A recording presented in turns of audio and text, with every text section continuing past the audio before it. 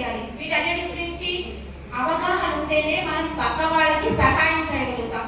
మనమే సహాయం చేయకపోతే ఎంతవరకు చేస్తారు? అసలు అడ్వకేట్స్ ఫ్యూచర్ జనరేషన్స్ కి ఫౌండేషన్ అవ్వాలి. ఎందుకంటే అన్యాయం ఎక్కడ జరుగుతుంది? ప్రతి చోట ఉంది. మన పక్క వాళ్ళే మనకు అన్యాయం చేస్తారు.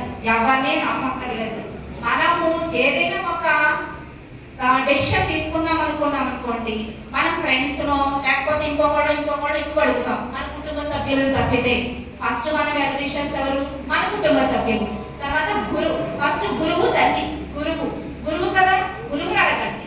గురువు తర్వాత అమ్మని అడగండి, తండ్రిని అడగండి. అంటే ఎక్కువగా నేను ఎందుకు ఈ విషయం చెప్తానంటే, అమ్మాయిలు ఫ్యామిలీతో కాకుండా ఫ్రెండ్స్ తో ఎక్కువ స్పెండ్ చేస్తున్నారు ఈ మధ్య. అది తగ్గించుకొని ముందు ఫ్యామిలీతో స్పెండ్ చేయడం నేర్చుకుంటే అసలు ఏంటి ఫ్యామిలీ అనేది మీకు ఒక క్లియర్ అవగాహన వస్తుంది. ఒక క్లియర్ అవగాహన వస్తే అప్పుడే మీరు ముందు ఫ్యామిలీలో మీరు ఎంత తెలుసుకోకపోతే బయట నుంచి ఎలా ఉండాలో మీకు ఎలా తెలుస్తుంది.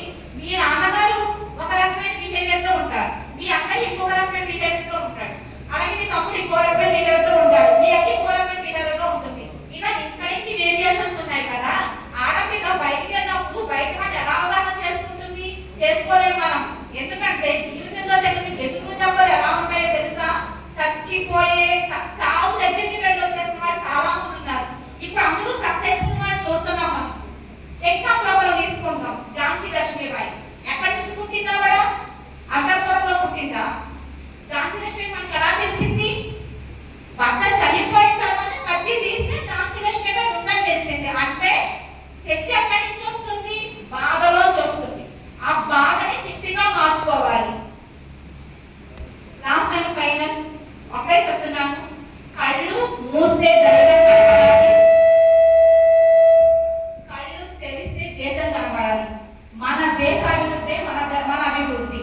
ఒక ఆడపిల్ల, ఒక మహిళ డెవలప్ అయితే కుటుంబం డెవలప్ అవుతుంది. కుటుంబం డెవలప్ అయితే చూసుకుంటూ జాగ్రత్తగా చదువుకుని మంచి అభివృద్ధిగా తయారవ్వాలని మనస్ఫూర్తిగా కోరుకుంటున్నాను. ఈ అవకాశం ఇచ్చినందుకు సార్కి హృదయపూర్వకంగా థాంక్స్ చెప్తున్నాను.